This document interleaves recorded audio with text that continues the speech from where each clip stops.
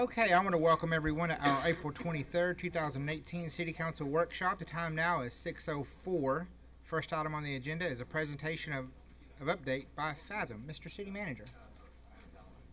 Thank you, Mayor and Council. We have Jason Bethke from Fathom here tonight, so he's going to give you a brief update on some stuff, and he'll be open for any questions if you have any. Welcome. How are you? Good, Mayor, Council members. Thank you for the opportunity to give you an update on the project that we were working on for the city. Before we get started, I thought it would be worthwhile to play a little video just to remind us all of what the goals of the project were, and then I'll give you a project update. Absolutely.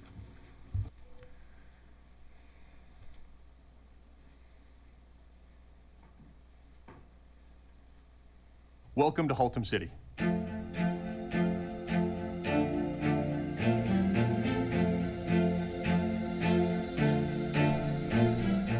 Today's the day we're commemorating a partnership between the city and Fathom as the city begins their journey towards the smart grid for water. On this journey, we'll replace the aging metering infrastructure across the community, changing it from 1 read a month to as many as 720 reads a month for every customer. We'll also put that data in the hands of customers so that they can better understand their usage and ultimately control their bills in a better, more proactive way. That proactivity also extends to the utility themselves, which when they better understand where, when, and why we're using water throughout the community, they can better plan their infrastructure. Smart Grid for Water is a combination of AMI network, AMI infrastructure, which is advanced metering infrastructure, so smart meters, that accurately track water usage, transmit that information back to the city and to the customers. And so there's a savings from the city side through accurate tracking and also the ability for customers to manage their usage through real-time data. It becomes very difficult whenever managers have to find the best credit card processing company. We have to find the best billing companies and options, along with the best technology for customers to use for payment options when they pay their bill. So what tipped the scale for me was really having Fathom there to be able to offer all of that together in one package. They really tailored everything to our needs. At some points, we were kind of a difficult a group to deal with. We wanted some very specific things addressed, and they did a great job addressing all of those. When we had a public meeting, more than one actually, 2 public meetings regarding this, and they were able to answer and address any questions that we had, making us more comfortable with the implementation of this contract. Customers will be able to log into the Fathom U2U customer portal, be able to look at real-time water use, set usage and threshold alerts for their water usage as they approach another tier in their bill, and also there's alerts that will notify them if they have problems, such as a leaky pipe or a faulty sprinkler system. Besides the water usage, it will just help all the way around. Right now we have meter readers that go around and try to get all of them, but we have almost 50,000 people, not that many homes, of course, but it's a big job. We just need this. We need to be in the 21st, 22nd century, something that we really need in Haltom City. We like their platform for billing customers, and so we just felt like that we could be much more effective and efficient, going into a partnership with Fathom. I'm delighted to see Haltom City has the opportunity to implement the smart meter technology. We will be able to reduce and detect water loss. I really believe this project will be successful, and that's because of the fabulous job that the implementation team has done through this transition. I've been very impressed with the group of people that we've worked with and what they've done and how responsive they've been, and I feel like every detail has been worked through. We look forward to working in partnership with Haltom City as together we bring the smart grid for water to this community.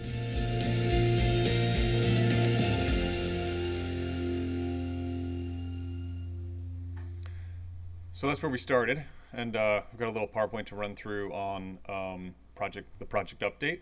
But really, I thought we would start with a discussion around the partnership because it really has been a true partnership. And some of the successes have been the launching of, can we go to the second slide in the PowerPoint? Sorry. I guess I have the clicker. Was really launching the local payment center. And so that's been up since January. We've been experiencing about 3,000 folks a month coming into the center. We just added another individual to help with the load there, so we can make sure that customers are getting the experience that they expect. Also, the teams are working very well together. I think the partnership is really starting to form, and we do feel a part of the community, especially with the Payment Center. I think that has helped tremendously in integrating us into the community. And so, as with anything, we're identifying a few areas where we can make some improvements, and so the staff and Fathom are working, I think, very well together to identify those areas, build plans, and ensure that we make the necessary changes to ensure the experience for the customers.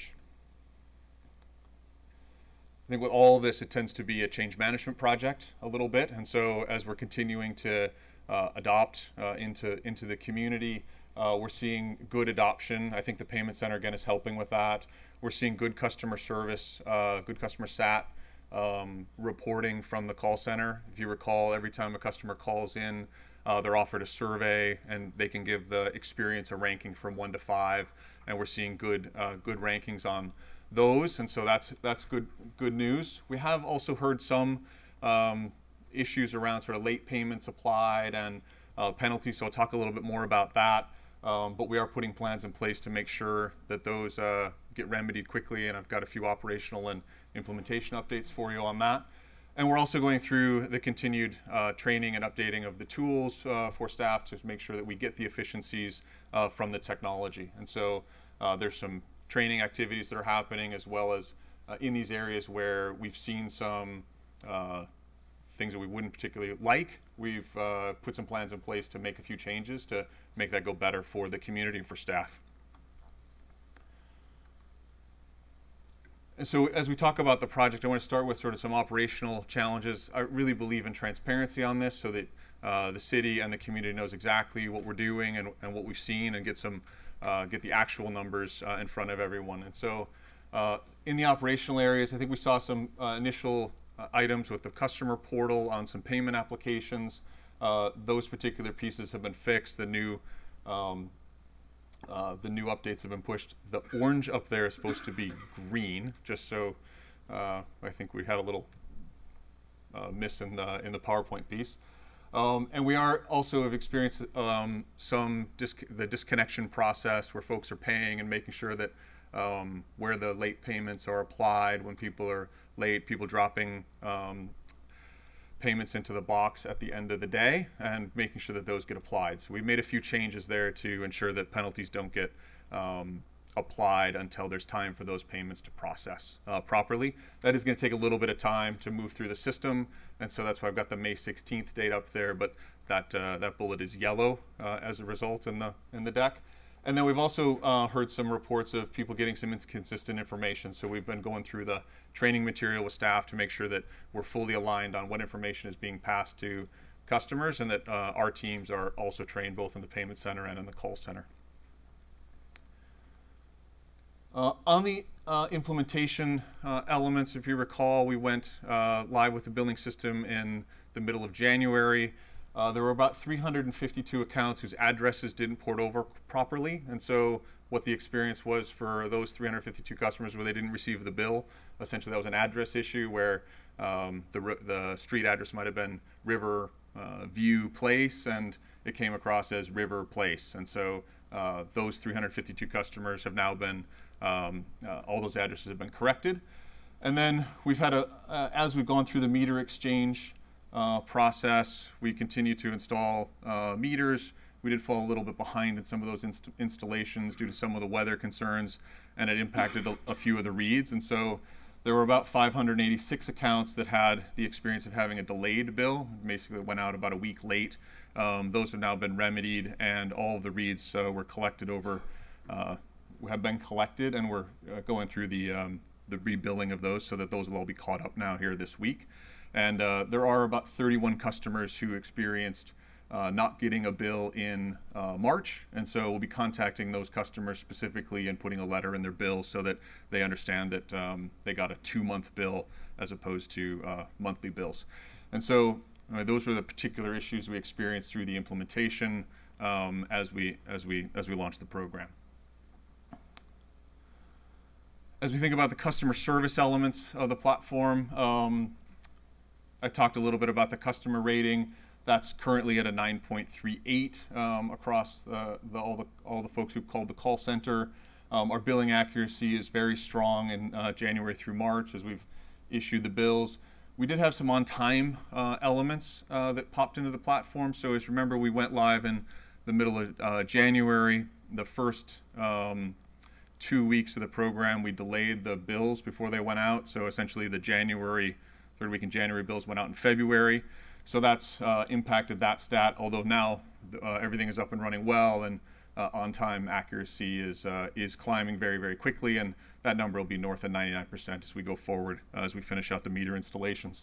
And then the billing completeness, that number is also increasing rapidly. We're at about 97% on that. It'll be at 99% before you know it. And really the issue there was the 31 customers that we missed that monthly bill in the month of March.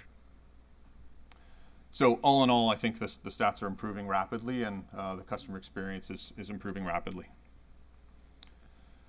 And then we also got a little bit of feedback on the portal around usability from many of our customers over the last few months. And so we've taken an effort to update that platform. And so we're now rolling out a new update across all of the communities on updating the platform with better usability and the more interactive pieces for customers around leak alerts, so that as these new meters are implemented and they get registered in the system, there'll be more engagement with the community on specifically things like leak detection. And so with that, I'll take any questions. Thank you, Mr. Bethke. Councilmember Trung, do you have a question or a comment from Mr. Bethke? So far, I like the meter. New, I think more accuracy. But we live here over 38 years, and I got 2 notice for terminate my water. I would like to ask you, because I went directly to the office, talked to your staff, and she explained to me, well, let me check on computer. And she said, maybe we send a notice out in the morning and we receive your payment in the afternoon. My question is, how you process the payment? Do you have enough staff to input the payment before you issue the termination notice, or you have the same people do the same job, or 2 do the different job? Sure, I can address that specifically. And so all of the payment processing goes through the electronic banking systems. And so what happens is it gets updated the morning before we issue the disconnect. So any payments that come in through the lockbox for the mailing checks or anything that comes in through the websites all get processed that evening and get loaded into the application the next morning. And so then we issue the disconnects if people haven't paid. And so right now, if you pay after that process, then your experience might happen. And so we've been working with the city to put in a payment processor that's real time so that we can eliminate those disconnections as soon as someone pays. And so that'll be part of the rollout of the new platform over the course of the summer and fall. Okay, is your staff checking the stamp on the letters, or your staff just looking at when I input the bill on the computer? So when you send the payment, I mean when we send the payment, your staff log in computer who paid it. Do they look at on the envelope what day you receive? I don't look at the envelope. What happens with the payments is they go directly to the electronic lockbox systems, and so the machines basically cut those envelopes open. They take pictures of the checks, they load the data in, and so our teams basically load that electronic file in. But are you sure in the past you have enough staff to do it? Yes, because absolutely. You sure? Because my wife get mad about this. She said, we've been here now, nobody ever threatened to cut my water, and we got 2 houses have the same notice. And I went out there, I told your staff, say, okay, if our fault, we pay for that. But after she checked it, She said, no, not your fault. We receive in the morning, whatever. That's what my question. And the second question, I asked one of your staff, put the name of a person live in my property so they can get driver's license. And she told me that you can get information right now. You have to wait for 3 days. And I walked in there, I told her, I said, no. After you put in computer, you can bring that piece of paper right away. And she walked in the back, and she come back, and said, yeah, you're right about that. And she gave me a piece of paper. Something like that. I have got to talk to your staff. But what happened? The senior citizen, the people don't want to challenge your staff, and I want to make sure, customer service, you make the people happy to get faith them here. I know, take time for people to get used to it. But so far, so good, except I got 2 notice for termination. Thank you, sir. So, thank you. Well, I take the customer service piece very, very seriously, and I appreciate the comments. We'll look at your account particularly, but know that that direction has been given to the teams, and we continue to train them on the community-specific processes and on the tools as we stand this up. And so I appreciate your patience, and we'll do everything we can to make sure that the customer service experience is what you expect. Thank you, Dr. Strong. Councilmember Grow, did you still have a question or a comment?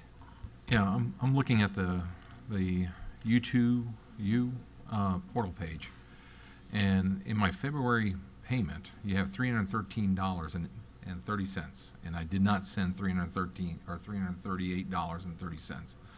So there's, I guess, some anomaly that it's consolidating a number of payments to reflect a single payment, because the bill is $113, and so it's not reflecting the actual data that it should.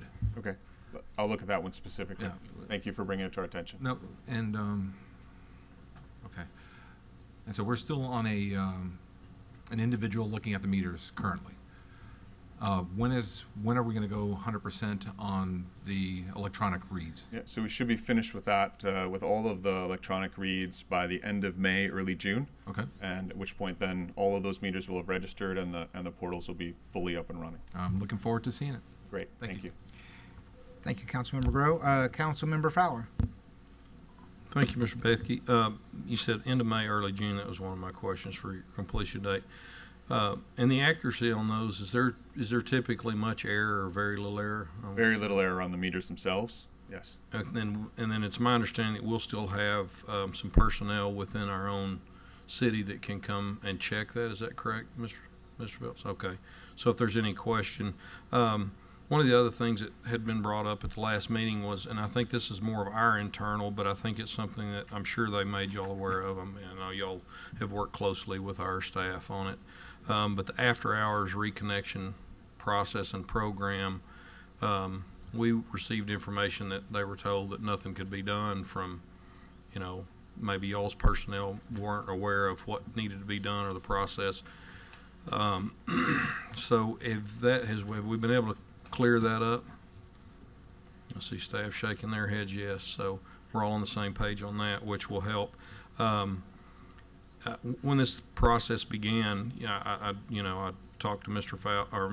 Phelps and Ms. Faust quite a bit about it, and I feel like that this is something that's going to be a productive, productive change for us. But I anticipated about 3 to 6 months. Is that kind of the window that you feel that the remaining bugs that are in it will probably be worked out? What have we been 3 months now? Right at 2.5. Yep. Absolutely. And so as we finish out the meter implementations, the portal pieces will be fully online, and I think we're working through the particular nuances of the program here in Haltom City, and so we'll work through that basically through the summer, and I think we'll be in good shape then. Well, and I understand our customers, not only water's very sensitive, not only do we excuse me, not only are we making a change now, then water increases took effect in October and weren't really realized through the winter as much, and now they're being, felt more. But water's an escalating situation and environment for us, and hopefully this will help us reduce some of our water loss and not have to, make up some revenue in other areas and be able to be a little more be a little more flexible on our billing and how we bill and our rates. One other thing, we had talked about having a meeting with Ms. Faust. Had some great ideas that she brought from another community she was in about tiered systems and things like that. Have we moved forward any further with that about looking at scheduling that?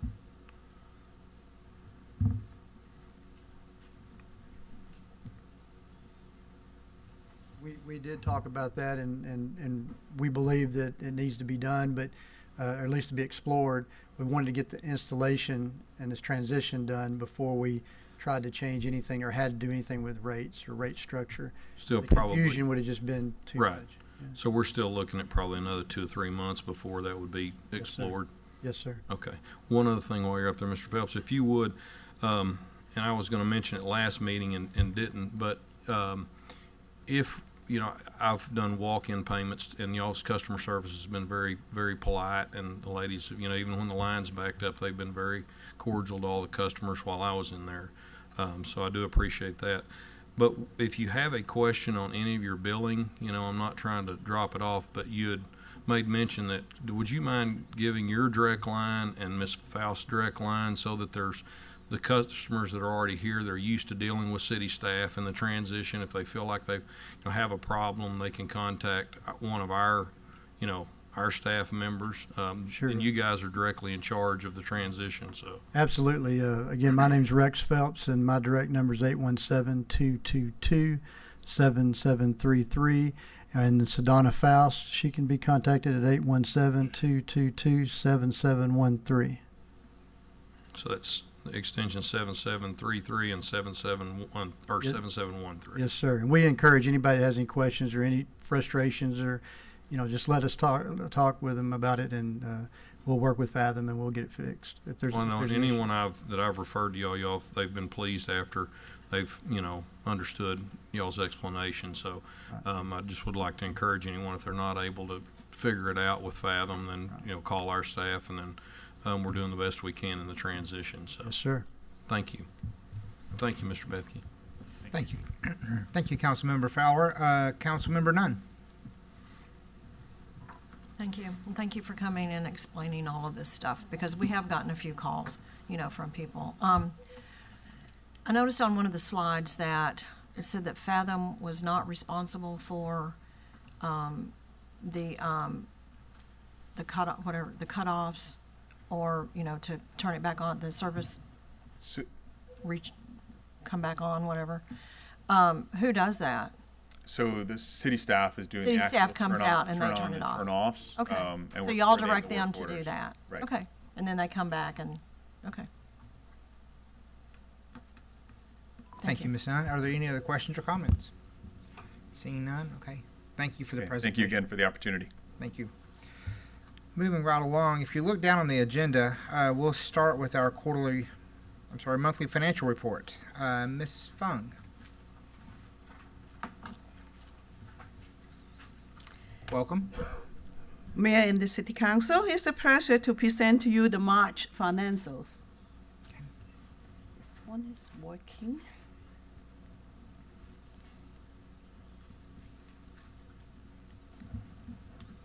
Okay. Oh, got it. Okay. I'm glad to say that the financial looks very good for the first half of the year. And you can see that the city as a whole received about $47.5 million revenue, which is about 67%. And the expenditure for the whole city is about $34.5 million, which is about 41%. So our fund balance right now stands at about $50.6 million. Okay, the largest fund, which is our general fund, we have a fund balance of about $12.8 million. Revenue is about $19.7 million, which is about 71% for the year. And for the expenditure, is about $14 million, which is about 49%. And the largest revenue is the property tax. We receive almost 99% of the property tax revenue. As you know, that most of the taxpayer will pay their property tax in December and January, but we already received almost 99%.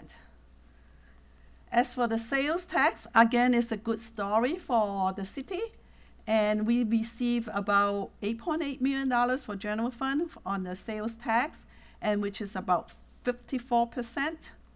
And you can see the 3 years comparison for the sales tax revenue. You can see that almost every single month, we exceed the previous year, except for November, because last year, November, we received some adjustment. That's why this is high. And you can see that from the State Comptroller's Office for the first 3 months for the calendar year. The city is about 9% more than last year. And for the month of March, it's about 4% higher than the previous year. So it's a very good information and very good numbers for the city. Are there any questions? Thank you, Ms. Fung. Are there any questions or comments from the council for Ms. Fung regarding the monthly financial report? Seeing none, excellent presentation. Thank you. Thank you. Now we'll move right along to the quarterly investment report for 2018. Okay. So now let's look at the money situation. And at the end of March, you can see that our total portfolio using the book value is about $51 million. And the last quarter, that is the beginning of the calendar year, we have about $40 million. Now we have more than $51 million. And then since the interest rate is increasing, so we have a higher unrealized gain because we already invested the money with a lower interest rate. And that's why we have unrealized loss, which is about $102 million, $102,000 more than last quarter.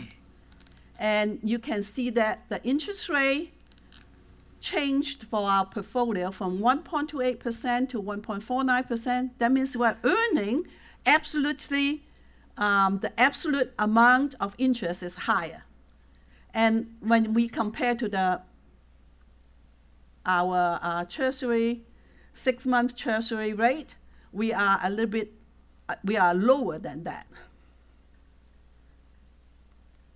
Okay, looking at the portfolio, you can see that we invest quite a lot, 54% in the agency. That is Fannie Mae, Freddie Mac, and all those different agencies. And we have cash about 14%, investment pool about $11.1 million, which is about 22%, and we have some certificate of deposit, about $5 million. Okay, for the maturity, we are grouping our portfolio by term of when it matures. So we have most of them in 1 to 30 days, and then we have some in about 3 months to 6 months, and then 6 months to a year, and then 1 to 2 years, and 2 to 3 years. You can see that since we have more money in the portfolio, you can see that the green one is more than the purple one in most of the categories. And then the treasury yield, this is the interest rate for the treasury. And you can see that every quarter is higher and higher. But we invested in 1 month to 3 years. Okay, and then look at the economy. This is the information we can get is only up to the last quarter. And you can see that the gross domestic product, which is to measure the productivity, and which is about 2.8% here. And then for the consumers index, this is the confidence level. So the current level, which is the end of March, is about 102%. That means the economy overall is optimistic. And looking locally at the unemployment rate, you can see that Haltom City, I would say that the citizen here works hard and they are employed. So we have 3.5% compared to the national of 4.1% unemployment rate. So this is a very brief investment report and also the overall economy for the city. Are there any questions? Thank you, Ms. Fung. Councilmember Fowler. Ms. Fung, the GDP, do you not have Q1 for this year? No, we don't. Because it's, when I do this, it's they usually come out end of April. Okay. So we don't have that yet. Do you anticipate it? We will have it when it comes. Okay. But the report was done, a week ago, so it's not there. And even now, today, it's not there yet.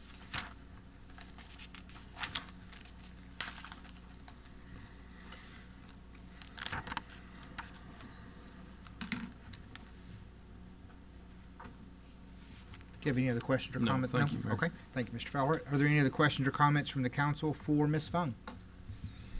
Okay, seeing none. Thank you. Excellent presentation. Thank you, Ms. Fung. And moving right along to 2018 crime statistics for the first quarter. Chief Phillips. Welcome, sir. Evening, Mayor, City Council. And he started putting me first because he's a little shorter. These are the crime stats for the first quarter of 2018. Like we were talking about last year when we made the change from UCR to the IBR, you're going to see some changes in how they actually account for some of the offenses that we investigate now. A little trigger happy. I've also changed the way we're looking at this. It's going to be quarter to quarter. We're going to compare fourth quarter to the first quarter, or vice versa, and then we're going to do a year-to-date comparison throughout the year instead of doing it quarter to quarter through the year, so you can see actually the crime trends. Overall, we're up a little bit, 7% from fourth quarter to first quarter, and about the same year-to-date. All Part 1 offenses, which are going to be broken down in each slide separately later on, is up 21%. Mainly that's going to be in the vehicle theft UUMV category.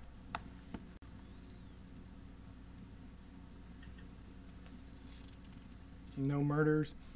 The rapes were up 21%, and then year-to-date up 70% from 10 to 17. Looking at those, out of the 17, we have 9 that are still active and open. That means they're still being investigated currently. There was 5 arrests and 3 closed exceptionally. Exceptionally means it can be victims unwilling to prosecute. There wasn't enough evidence to prosecute. There's all kinds of nuances on that. Out of those 17 rapes, there's only 1 unknown offender, and that actually resulted in an arrest.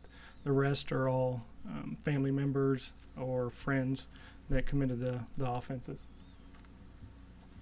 Robberies, as you can remember last year, we got it handed to us in the first 2 quarters of last year for the robberies. So there you'll see in this first quarter and the second quarter, you're going to see a decrease, and then 84% compared to last year. Aggravated assaults are down in both categories as well, about even on the year to year. Burglary of a building is up 1 offense from last quarter to this quarter, and then down 65% from 2017, 2018. Burglary of a residence is up 44%, and then up 58%. As you can see, it's mainly in District 2 and District 5. District 5 is, again, apartment complexes and the houses up there just north of the high school. District 2 is the Richland Hills border, 121, Carson, in that area right in there. Theft up 14%, and pretty much even for year to year. BMVs are down 1% and then up 34% compared to last year. Again, it's District 4 and 5, which are up north where the apartment complexes are. We've talked about the analytics software that we have posted on our website. We posted on Facebook that people can get on there and actually go on there and do heat maps, so you can see what areas are getting hit and what offenses are being reported in what area of the city. This is a category that's going to be up. Last year, they originally only counted vehicle thefts. It was actually a theft of a motor vehicle. Now it's a UUMV, which is unauthorized use of a motor vehicle. So if you loan your keys or your vehicle to a friend or a family member, they do not return it, that's considered a UUMV. Usually those were not reported because, like you said, or like I said, in these numbers, you'll see that most of them will end up dropping the charges because it was a family member and they were just mad because they didn't return the vehicle. So out of these 75, there were 35 that are still open, which is vehicles. Mainly the vehicles haven't been recovered yet. There were 10 arrests and then 30 closed exceptionally. And usually the 30 closed exceptionally is victims unwilling to prosecute or they're not cooperating with the investigation, so the cases are closed. And that's a big number. 26 from last year, and you can see the 75 this year. The arrests are up 2%, just 9 arrests total from quarter to quarter, and then 5% for the year to date. Y'all have any questions? Thank you, Chief. Are there any questions or comments from the council for Chief Phillips? Councilmember Nunn. Thank you. I might have missed assault. Assault is the right there. There we go. Okay. So they're about even year to year. How are we on domestic violence issues? Is that assault? Domestics fall. This is aggravated assault. These are serious bodily injury or weapon involved. It doesn't include domestic violence. Domestic violence is probably our number one offense that officers will respond to. In conjunction with the Tarrant County District Attorney's Office and North Richland Hills and our shared partners, we've actually piloted a program that's called the Intimate Partner Violence Unit. So with our crime victim liaison that we're shared service with, they try to do more with tracking of offenders and repeat offenders despite what city they live in, so we can put restrictions on them and all that stuff through the DA's office. Mm-hmm. Okay, so it's separate and apart from this. Correct. Okay, thank you. These are just part one offenses. Domestic violence isn't included in that, but I can get you the stats if you'd like to see I'd that. really And like send them to you. to see that if you wouldn't mind emailing it to me. No, Thank absolutely. Thank you, Councilmember Nunn. Councilmember Grove. I think I've answered my question. It was burglary of residence. I was on the burglary because District 2. So you got the apartments. So, and you said in 5. So you think they're burglarizing apartments, or Yes, yes. they're kicking the door in? Yeah. And so and then the houses, because there's not many houses in District 2. You know, it's a bigger industrial area. For the most part, there's Yeah, there's couple little of pockets. Yeah, you have Baker Boulevard, the apartments down there, and then Dayton Square is considered District 2 also. So you have a couple apartment complexes there, but Okay, so basically your apartments are getting hit. for the most part, the north ones are mainly apartment complexes. So it's not houses, just people kicking apartment doors. All right, thank you, sir. Thank you, Councilmember Grove. Are there any other questions or comments from the council? Thank you, Chief. Thanks. Excellent presentation. Now that the reports are complete, we'll now convene in an executive session pursuant to 551.071 and 072 of the Texas Government Code at 6:40.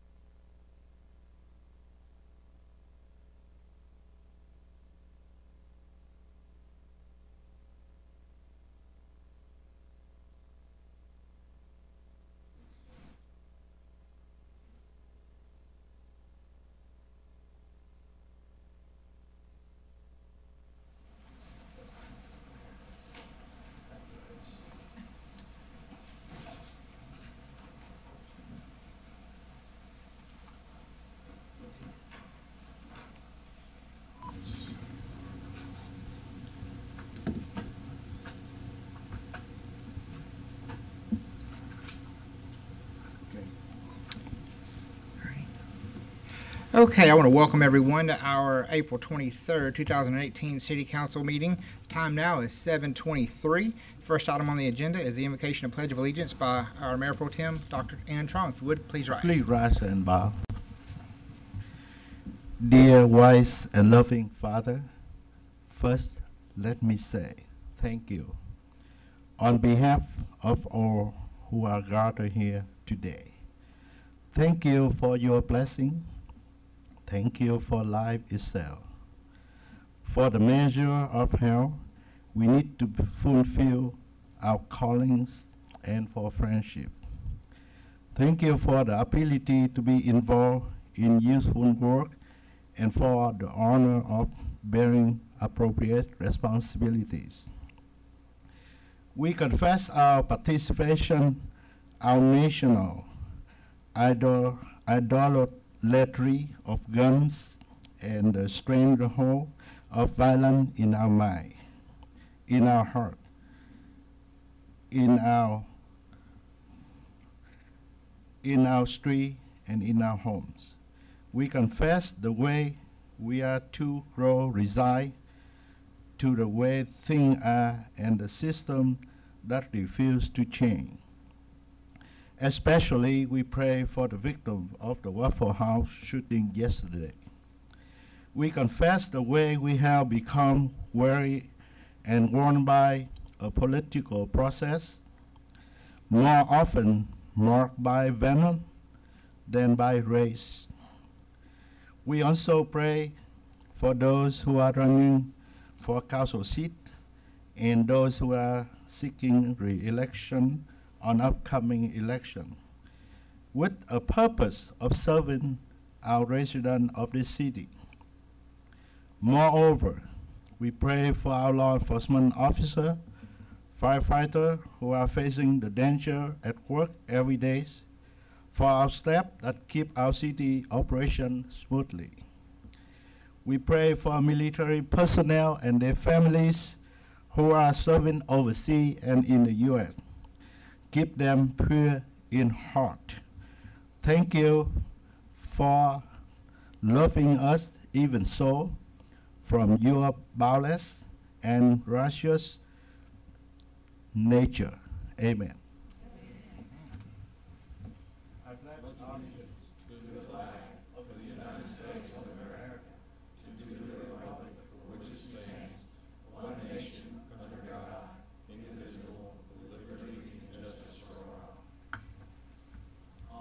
Texas flag.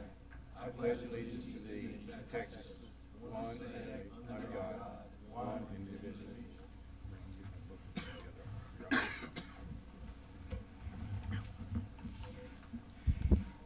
Thank you, Dr. Trong.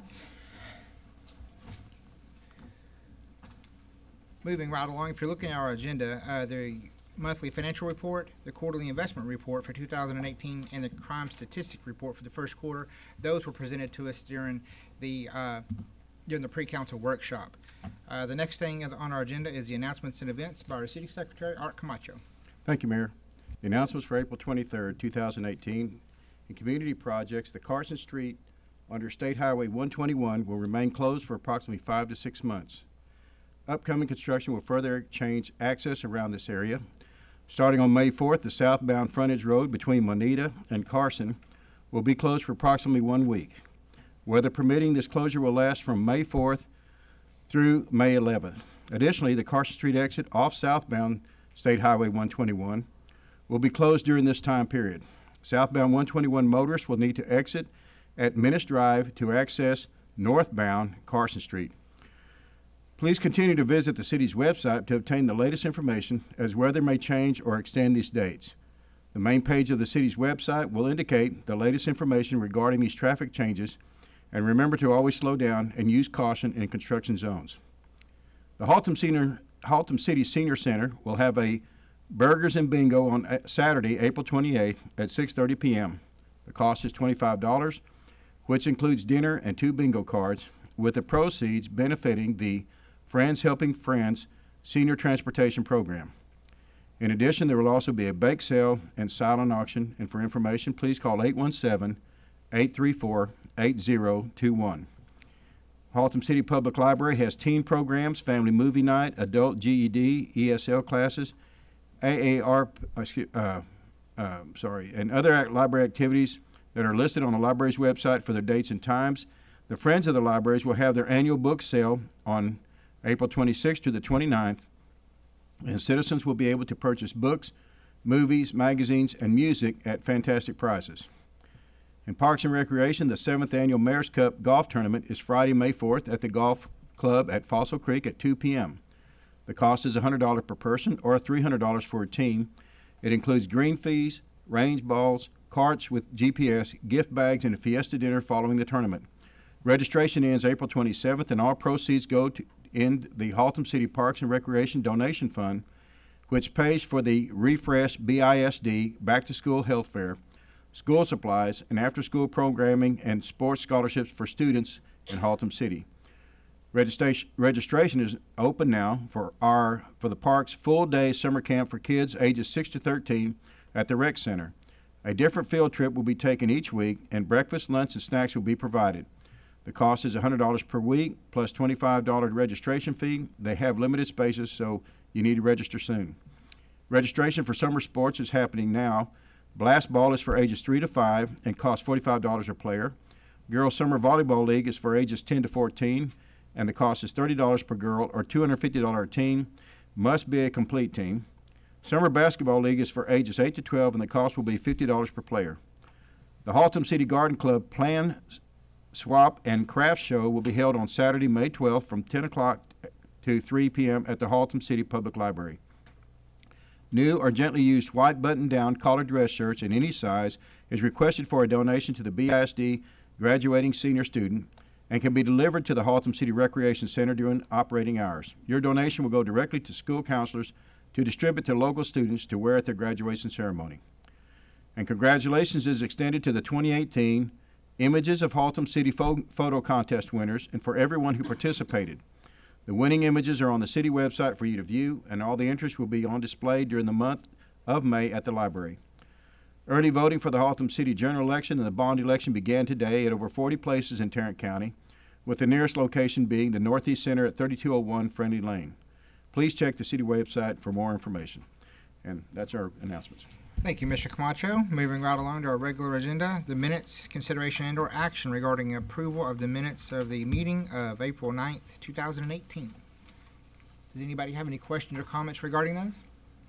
Seeing none, we're now in line for a motion. Don't everybody jump in at once. Dr. Trong. Mayor and Council, I will make a move to approve the minutes of the meeting on April 9, 2018. Thank you, sir. A motion for approval. Councilmember Grove. That's for a second. Thank you, sir. Motion for approval in a second. Are there any other questions or comments? Seeing none, if you would please signify your votes.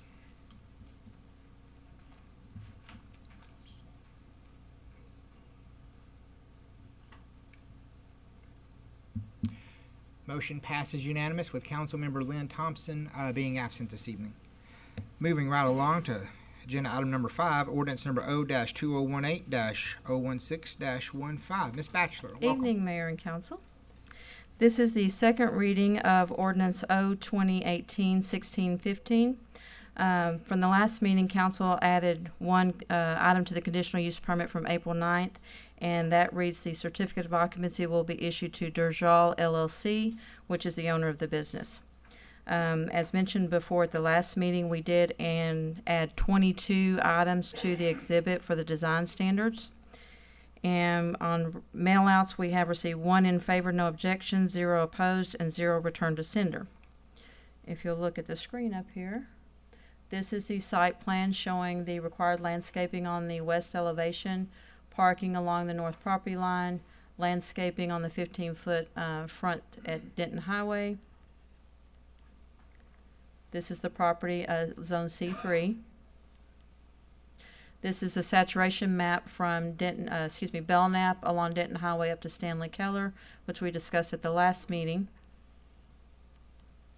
And these are pictures of the exterior of the building. Again, this sign is gone from the south elevation. landscaping along the east elevation. These are in the ground at this point. These signs, I believe, are gone. The applicant is here if you have any questions of him. Again, the north elevation, all the striping is done, the fire lane.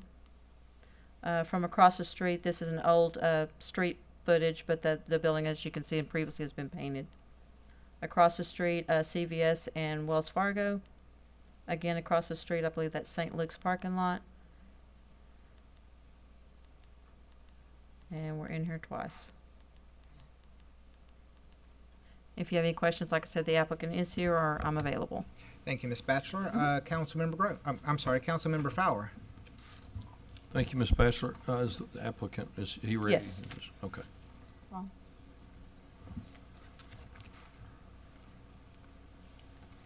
Well, Mr. Larson, once again, thank you. You did a fantastic job on it. The one thing that we didn't ask, and I apologize last time, on the 22 items that are there, are you completely comfortable with them as an applicant? And Yes. Okay. Last time, and I apologize, I didn't get to ask you that to make sure before we voted on it. But No, everything was great. looks great, and I appreciate all the hard work you did on it. Thank you, Councilmember Fowler. Councilmember Watkins.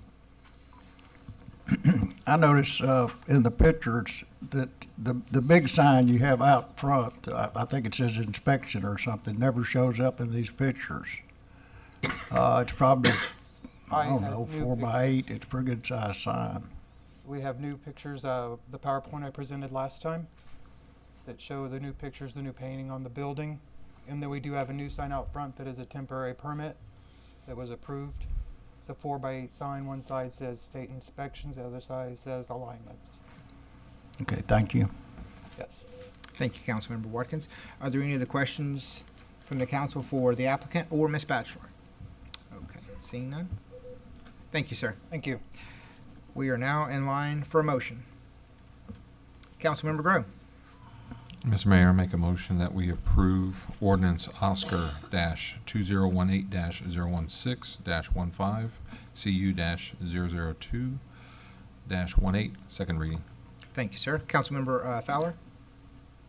That's for a second, Mayor. Thank you, sir. We have a motion for approval in a second. Are there any other questions? Councilmember Nunn. That was for a second also. Thank Okay. you, sir. Thank you, ma'am. If you would, please signify your votes.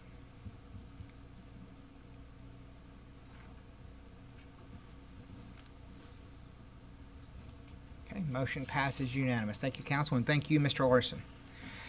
Moving right along to agenda item number 6, council/reschedule a regularly scheduled council meeting. Mr. Camacho. Mayor and council, every year we have this situation where if we have a second meeting in May, that it falls on Memorial Day, which is the 4th Monday of the month of May.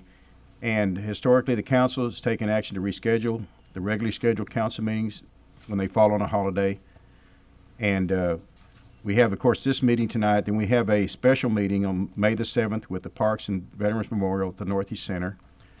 And, of course, we have our regular meeting on the 14th, will also encompass our canvassing that we're going to be doing after the May 5th election. That'll be within the time frame. So you have the, prior to the 28th, which the City Hall will be closed, you have a date of the 21st. And the reason we have to do this a month ahead of time is so that if we have any public notices dealing with planning and zoning or anything else, that way they can change them to fit. If the council wishes to have a meeting on the 21st, or they want to follow to the regular time, which would fall back 3 weeks after of a time to being June 11th. So it's up to how the council wants to do this. So just to paraphrase, we either have May 21st or June 11th. Is that right? Well, June 11th is a normal schedule. You can Right. either do it May 21st, because if you wanted, if you felt there was a need to have an extra meeting, you can do that. Usually what we had in the past was whenever the election used to be on the second Saturday, we would have to wait to be able to do the canvassing, and so we would actually end up doing it on the third Monday. But now that the election date is now the first Saturday of the month, we cover it with our second month, with having our first meeting of the month on the second Monday. So that's the change that we normally have. But it's in the past we have just not had a meeting on the 28th, making that, and then the council decides if you need to have a meeting on the 21st. Thank you, Art. So, what's the pleasure of the council? Councilmember Fowler. Mr. Manager, what's the workload as far as the May 28th meeting, if it were either moved to just having one on June 11th, or do we already have planning and zoning issues that need to be addressed? No, sir. As of the last staff meeting, we didn't, unless Glenn, something's come up between then and now. So then you could actually not have the 28th meeting. That's correct. Okay. Yes, sir. Thank you. Thank you, sir. Dr. Strong. Man, like I told you, I will be out of the country from May 3rd to May 28th. I'm favored to cancel the second meeting of May. This is my trip back to my country to visit all my friends, and they are dying, and they wish to see me for last time. And I'm favored to close on that day. Thank you, sir. So, Dr. Trong, was that in the form of a motion to cancel the 28th meeting and leave it with the recommendation of the June 11th Yeah, meeting? June 11th. Move everything to the June 11th meeting? Okay. Yes. So we have a motion to cancel the June 28th meeting. No, May 20th. May 28th meeting, and all work, Just move the it to workload June will move over to the June 11th meeting. June Yes. Councilmember Fowler. That's for a second, Mayor. Okay, motion. Everybody got that? Okay. If you would please signify your votes. Unanimous. Motion passes unanimous. Thank you, council. Moving right along to agenda item number 7. Tax abatement policy. Ms. Fung. Consideration and/or action regarding approval of the ad valorem tax abatement policy. Mayor and the City Council, this agenda item is to re-adopt the tax abatement policy. Currently, the policy allows the city to abate up to 50% of the new value for a period of not to exceed 10 years. And this policy been existed since February 1994, and every 2 years we will review the policy. And we reviewed the staff, we reviewed the policy, and we do not, we recommend no change to the policy, and will ask the City Council to re-adopt the tax abatement policy. Thank you, Ms. Fung. Are there any questions from the council for Ms. Fung?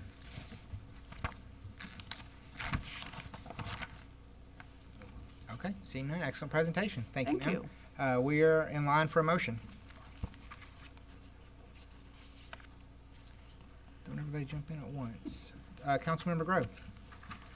I make a motion that we approve the ad valorem tax abatement policy. Thank you, sir. A motion for approval. Councilmember Brown. Thank you, sir. A motion for approval in a second. Are there any other questions or comments? Seeing none, if you would please signify your votes. Okay, motion passes unanimous. Thank you. Okay, moving right along to agenda item number 8, being ordinance number O-2018-018-15. Ms. Batchelor. Thank you, Mayor. This is to conduct a public hearing and consideration and/or action to approve the application of Michael H. Smith on behalf of Republic Finance, LLC, for a conditional use permit request for a non-depository financial institution in the C3 Commercial District containing approximately 1,600 square feet of lease space on Lot 1, Block 1 of Western Center Plaza, locally known as 5000 Western Center Boulevard, Suite 270. The applicant is proposing a non-depository financial institution which requires City Council approval. The non-depository financial institution is proposed in a multi-tenant building and will be restricted to the tenant space as 5000 Western Center Boulevard, Suite 270. The applicant has stated they are not a payday lending company, rather an installment lender offering personal loans directly to consumers from bill consolidations, home improvements, vacations, and car purchases to medical bills, car repairs, and other unplanned expenses. They also offer refinancing of vehicle loans on both new and used purchases. On April 10, 2018, the Planning and Zoning Commission recommended unanimous approval of Ordinance O-2018-1815 by a vote of 3-0. The conditions being as outlined on Exhibit A of the ordinance. And if we'll look at the screen up here, this is the tenant space, which will be a build-out because that's a shell part of the building. This is a shopping center, so it should be about midpoint of the shopping center. It's this tenant space here in this part, so these two combined in between Rice Box and the old Biz Card. Again, this is the tenant space that'll be finished out. This is across the street looking north to Fort Worth, looking west down Western Center. Their monument sign looking to the east, again looking to the east, and looking back to the west. If you have any questions, I'm available, and also the applicant's representatives are here. Thank you, Ms. Batchelor. Are there any questions or comments from the council for Mrs. Batchelor or the applicant, Councilmember Fowler? Ms. Batchelor, I didn't see anything, but would, under the sign, our sign provision, that wouldn't allow for neon type or any unusual signage on that, would it? No, they can, if there's a space available on the signage, they can put a panel up there. Well, I saw mainly the front of the building. You mean like an EMC sign? Right. No, that would have to go through the SBA. Okay, Sign so Board it of would Appeals. require Yes. our sign board. Okay, Bill. Okay, thank you. Thank you, Councilmember Fowler. Dr. Trong. Ms. Batchelor, I need to know more about non-depository financial institution, mean just like title loan or something like that, or different? I think that would be a good question for the applicant. I know it has something to do with FDC regulation or FDIC regulations. Yes, ma'am. May I? Mm-hmm. Yes, my question is just because in our city, old and some new up north, but we have a lot of people struggle with the financial. And I want to make sure it is just like title loan, you know, or something like that, or different than them. So we're different than a title loan company. We're a direct consumer lender. We make loans direct to consumers, usually opposite than payday. So payday lenders are more. Wayne, you want to kind of? Sure. I work in the operations side and more on the development side. Wayne is our local regional. Yeah, thank you Excuse me, for having me regional up here. VP. Yeah. I want to know the difference, that's all. Oh, yeah, I could explain that. I've been in the finance industry for 18 years now. Will you please state your name for the record? My name is Wayne Bagwell. Okay. Yeah. So what we do is installment loans, but a definite term to where you can finance the loan anywhere from 1 year to 3 or 4 years. We don't do any kind of payday lending, so we don't ask anybody for their paycheck and ask those type of things. What we help people do is finance vacations, home repairs, you know, auto repairs, you know, consumer lending in general. So in other words, if they can't go to the bank for the money they need, we're going to help them out with that.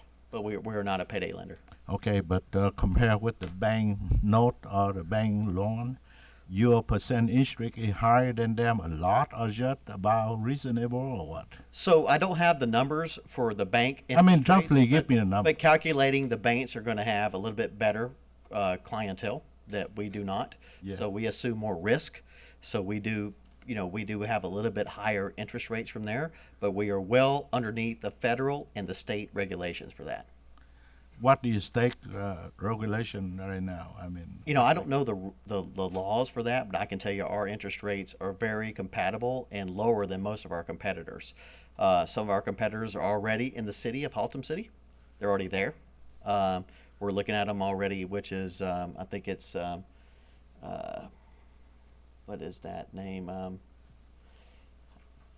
Excel Finance and all these, what is the name of that? It's not, but there's a couple other lenders that are out there. Our interest rates are going to depend on the size of the loan and the term. We have interest rates, you know. I mean, I just want a number. I mean, don't have well, to exactly. I can't give you a number because no. It depends on the size of the loan. Yes, sir. Yeah. The main thing like the bank, give the people like 4.5.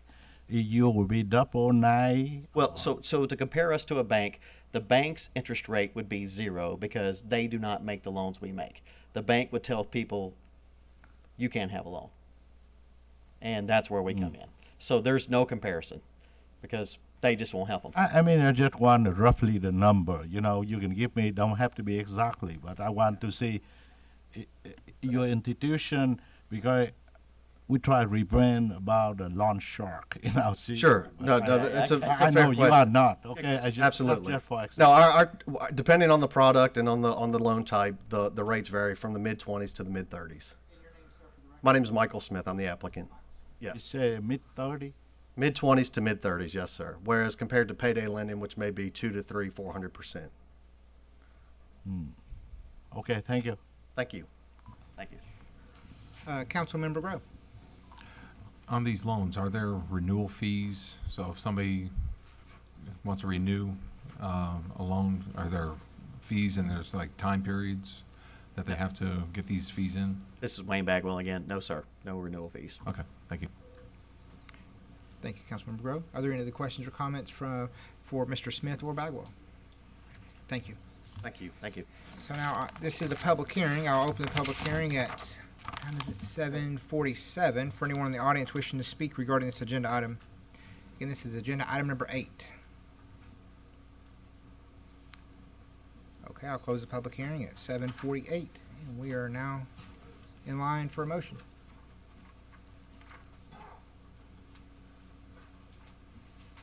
Don't everybody. Dr. Trong, did you? Oh, okay. Were there any other questions or comments from the council regarding this before you make a motion? Okay, we are in line for one. Councilmember Grove. Mr. Mayor, make a motion that we approve ordinance Oscar-201-8-017-15, CU-00418, first reading. No, he's on the wrong one. You do number 8. Check it. Yeah, tell him to repeat the order. Yeah, can you repeat that again? We're on number. I got the wrong one, sorry. Let me do it again. Oscar-2018-018-15, CU-003-18. Thank you, sir. On a first reading. First reading. Okay, we have a motion for approval. Is there a second?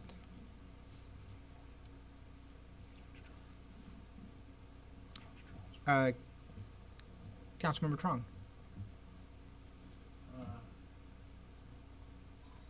Councilman Grove, did you say you approve it or what? That was is a correct. motion for approval. Okay, I'm second. Okay, we have a motion for approval in a second. Councilmember Nunn, did you have a question or comment? No, I was No? going to second that. Thank you, ma'am. Okay, we have a motion for approval in a second. If there's no other questions or comments, if you would please signify your votes.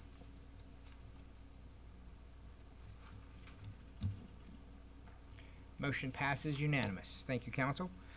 Moving right along to agenda item number 9, being ordinance number O-2018-017-15. Again, Ms. Batchelor, welcome back. Thank you, Mayor and Council. This is to conduct a public hearing and consideration and or action to approve the application of Hussein Al-Sayef for approval of a conditional use permit for automobile tune-up and lube center, tire and battery cell store uses, and automobile and light truck repair in the M2 Heavy Industrial District located on Lot 1, Block 2 of the Ray Austin subdivision, locally known as 2314 North Beach Street. This is first reading. The applicant is requesting to be allowed automobile tune-up and lube center, tire and battery cell store uses, and automobile and light truck repair. All services will be contained in the building. There will be no storage outside of any products. Worn tires will be stored inside and discarded by an outsourced company. All used oil will be stored inside, and the waste will be outsourced and discarded according to law. The property is requesting the automobile and light truck repair as part of their request. However, this is a grandfathered use. Should council approve the automobile and light truck repair, this would bring them into compliance with the conditional use permit process. If council decides to deny this portion of the applicant's request, the applicant will be able to continue this use unimpeded. If the use is to cease operations for 6 months, the use would no longer be permissible. On April the 10th, the Planning and Zoning Commission recommended approval of Ordinance 2018-1815 by a vote of 2-1-0. The conditional use permit was voted for approval with 28 conditions associated with the permit, which is on your Exhibit A. On the negative of that from P&Z was Commissioner Marion Hilliard, and she was opposed to the tires. There's quite a bit of discussion, as I'll show you on the saturation map, because of the density of the businesses already along that corridor. So if we'll look at the screen, this is the site plan of the property. This is the north elevation, Beach Street, south elevation, and the east side. If you notice on the south and east elevations, those are residentially zoned properties, as opposed to the previous case that we heard on Denton Highway. They only had one side, which was the west elevation. So they have two that we're concerned about with it being residential. The north side is Dollar General there at 28th and Beach Street. This is the saturation map that I mentioned. This is Belknap down here, 28th Street. So we have 4 businesses already in existence, and this is the property that's here before you tonight. This is the residence to the south. This is the property. This is across the street at QT. Dollar General on the north side, which is commercial. These are exterior elevation pictures of the business itself. They have painted the building. There is quite a bit of signage that has not been approved yet through our department, which will address that if it's approved. The south elevation with 4 bays. The parking area, part of the requirement for development, if this is approved, is to do a 10-foot landscape buffer on the south elevation by the residents and the east elevation at the back. That would bump out the parking. To the north, there is a required 24-foot fire lane, so part of the development would be discuss how they're going to accommodate their parking. It may have to be parallel to the landscaping. They may have to seek relief from ZBA for not meeting the required parking spaces. These are all things we'll address with them depending on if the CUP moves forward. Dumpster enclosure is a requirement. We also have in there provision for the fencing. This is about a 4-foot retainer wall with chain link with the slats in it, which is not really a good screening to protect the residential property. So we have put in there to put up a privacy fence on top of the retainer wall. This is the north elevation, which is about 10 foot from the retainer wall at Dollar General. There were, the applicant I believe has removed these, but these are oil barrels, recycling, which none of that can be outside under the exhibit conditions on the ordinance. Painted signage is not approved, so this will have to be removed. The applicant is aware of that. Outdoor storage of tires or any barrels is not permissible. One of the other things was uniformity of the exterior of the building. As you notice, the other elevations are painted, the back side is not, so they would have to address that. Again, painted signage is not approved. And it's hard to see in this picture here, but there is some rotted wood on the fascia board along the north elevation, so that will have to be addressed also. If you have any questions, I'm available, and also the applicant is here. Thank you, Ms. Batchelor. Dr. Trong. Ms. Batchelor, is this location currently operated or been closed? It's currently operational. What caught our attention was we were coming back from DRC at Public Works and we saw some tires in the bay. We had some previous conversations with applicants that were interested in purchasing the property, and they had been told that oil and tires were not an approved use, so that's why the applicant that did purchase the property is here tonight. Yeah, when the applicant present the site plan for this location looked pretty bad.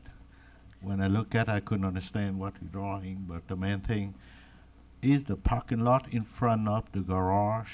E2 Chloe. There are 3 parking spaces in front of the building at Beach Street. Right there, yeah. Yes, sir. It does Right enough here. space for moving in and out the vehicle, make a turn or not? There is to back out of those spaces without backing out onto Beach Street, yes, sir. Our main concern is the parking here along the south elevation, because we're proposing for the required 10-foot landscape buffer, which they could seek relief through the ZBA if they can't make the 10-foot and the parking and the 24-foot fire lane work on their development. Thank you. It's a lot to digest, isn't it? Thank you, Dr. Trong. Councilmember Fowler, do you have a question or comment? Thank you, Ms. Batchelor. Excuse me.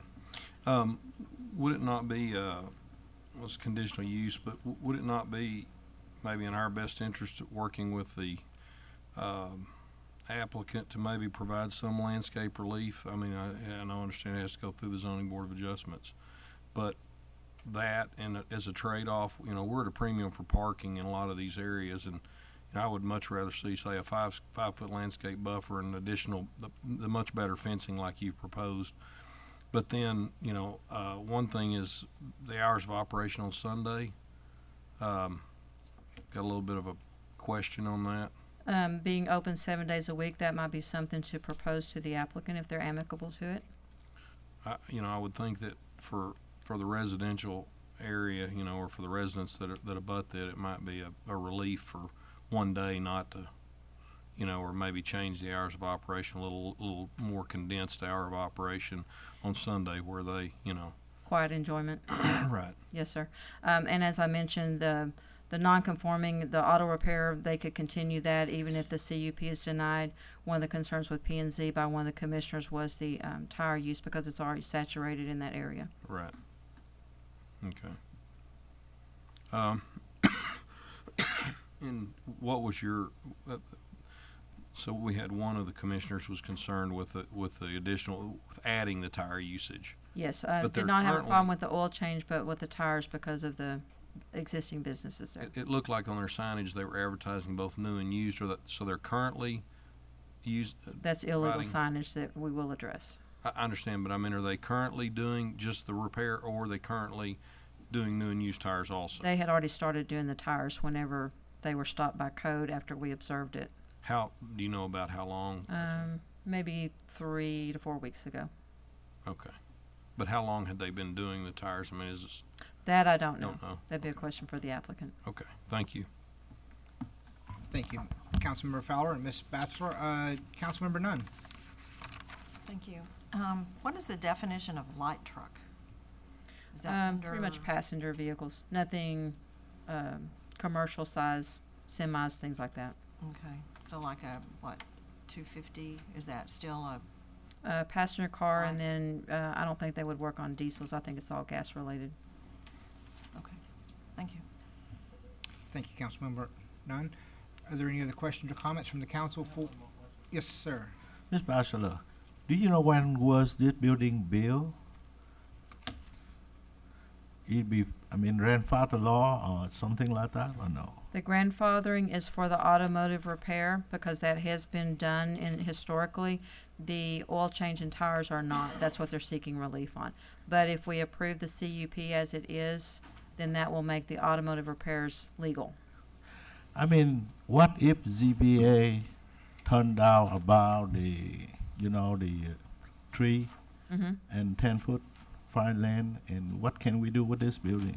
They have the option to seek relief to not do, as Councilman Fowler mentioned, to not do a 10-foot landscape buffer, but possibly 5-foot, and instead of doing the parking facing the landscaping, to run it parallel with that, so they can get the 24-foot fire lane in there. The parking, it may have to be some relief on not getting the one for every 200 feet. Thank you, ma'am. Yeah. Yes, sir. Thank you, Dr. Strong. Councilmember Brown and then Fowler. Thank you, Mrs. Batchelor. I see there's none of the residential people opposed, no letters from The them. only thing we received was no opposition, and that was from the property owner. Okay. Secondly, on the tire storage, or do you know how many tires they're going to store, and will they be able to meet fire code with the storage of the tires? We've Everything has to be contained inside. As far as the quantity, that would be a question for the applicant. Okay. Thank you. Mr. Fowler? Ms. Batchelor, so it was your interpretation that the Planning and Zoning Commission didn't have a problem with anything other than the new and used tires? Correct. Okay. And there wouldn't, so it could be approved on first reading, and they could ask for their variance for any relief that they need from landscaping or anything through the Zoning Board of Adjustments? Yes, sir, and we will guide them through that process. Okay. All right, thank you. Thank you, Mr. Fowler. Are there any other questions or comments from the council for Ms. Batchelor or the applicant before I open up the public hearing? Thank you, ma'am. I will now open up the public hearing at 8:02 for anyone in the audience wishing to speak regarding this agenda item. Again, this is agenda item number 9. Okay, seeing none, I'll close the public hearing at 8:03, and we are now in line for a motion. Councilmember Fowler. Thank you, Mr. Mayor. I move for approval of ordinance number O-2018-017-15, also known as conditional use, CU-004-18, on first reading as written with the exception of the provision for new and used tire sales. Thank you, sir. We have a motion for approval with the provision as regarding it being an exclusion. Exclusion. Yes. Okay. Dr. Trong. I'm second, Mayor. I have a motion for approval with the exclusion on our first reading. We have a motion for approval and a second. Councilmember Fowler, did you have a comment or anything to make regarding your motion? I'm going to defer to Councilmember Grow 1 minute. Okay. We would like to make a amendment to the motion Okay. to alter the hours of operation for Sunday, or just eliminate the day completely, so they have a 6-day Monday through Saturday, and leave Sunday as a day of peace for the neighbors. Okay, removing Sunday as a work day. And I would be acceptable with that in my motion, Mr. Mayor. Okay, and Dr. Trong, are you okay with that with your second? I do. Okay. Are there any other questions or comments before we take a vote? Okay, seeing none, if you would please signify your votes.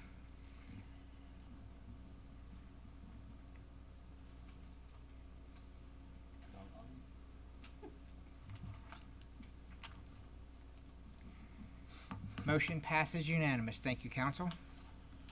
Moving right along to our Visitors and Citizens Forum, we have Mr. Steve Chapman, who filled out a speaker's request card. Good evening, Mr. Mayor and respected members of the council.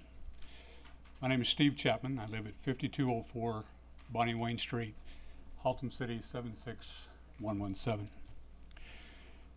Mr. Mayor, our Chief of Police, Cody Phillips, reports to City Manager Keith Lane. Is that a true statement?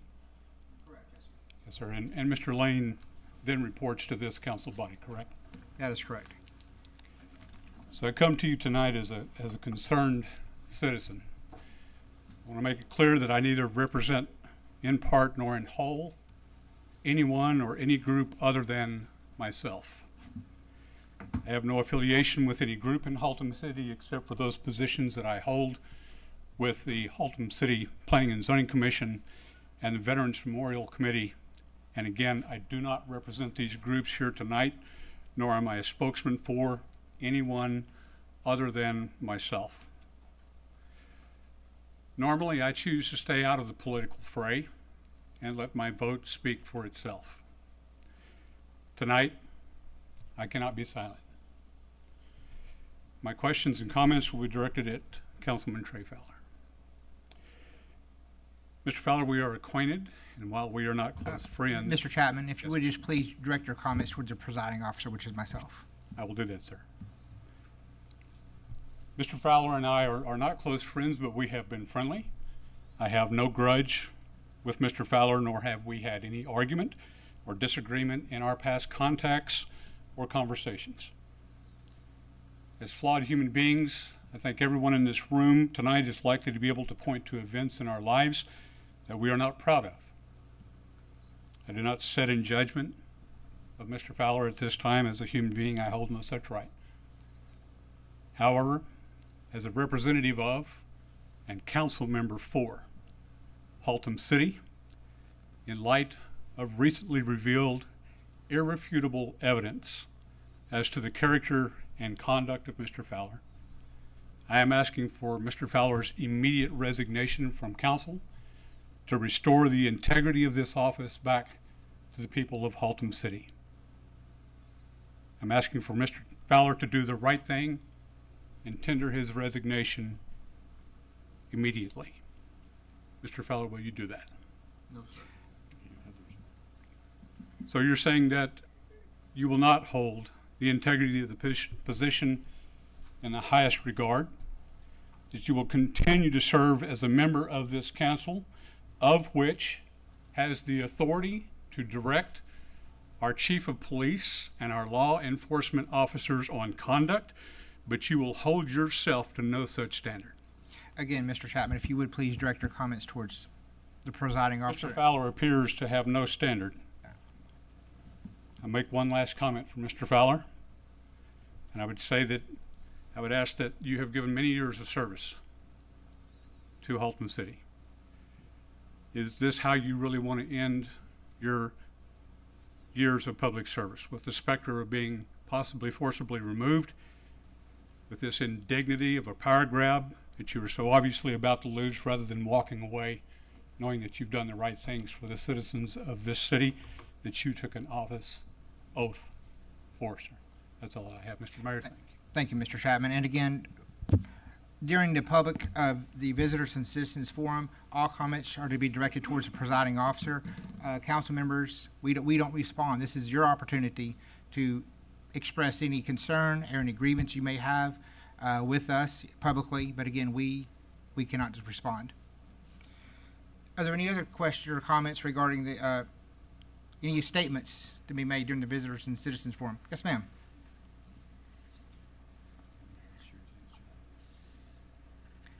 And if you would please just state your name for the record. Hi, I'm Melinda Mabry Cantwell, and I'm here to support Trey Fowler. And I'm here to say that I'm tired of the really bad mudslinging. It puts such a horrible light on Haltom City. I mean, yeah, Trey needs to get his driver's license, whatever. But I'm telling you that you all look bad for, not y'all, but I mean the city looks bad because we're doing this, because we're playing this game. And I think Trey has done enough for this city that I mean, I can't tell you that we should stand up for him and not for someone who's pissy because he's not he's not in front of their arguments or in front of what they're for. It's not about his opinion not being the same as the fire department or the police department. And I'm tired of seeing the city allow those to tear down what someone has built. Thank you. I'll be standing outside if you want to get me. Thank you, Ms. Cantwell. Is there anyone else wishing to speak during the Visitors and Citizens Forum? Okay, seeing none. Moving right along, we don't have any future agenda items to discuss. Resignations of our boards or committee members, I didn't see any. Yeah, okay. Any appointments or reappointments?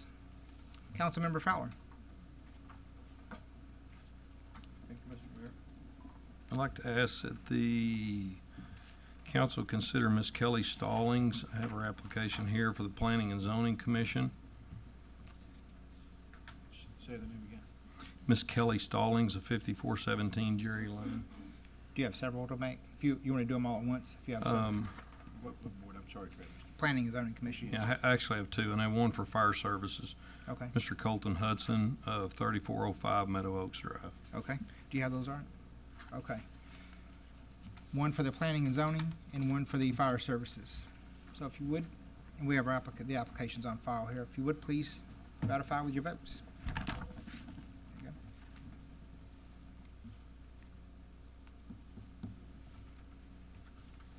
go. Motion passes unanimous. Thank you. Were there any other appointments or reappointments? We do have one council member who is absent tonight, Councilmember Thompson. If you would, we need to excuse her absence or not excuse it. It's up to y'all. We do need a motion for that. Councilmember Grove. Make a motion that we excuse Councilwoman Thompson's absence. Okay, thank you, sir. Councilmember Brown. And that's for a second, Mayor. Okay, thank you. We have a motion and a second to excuse Councilmember Thompson's absence. If you would please signify your votes.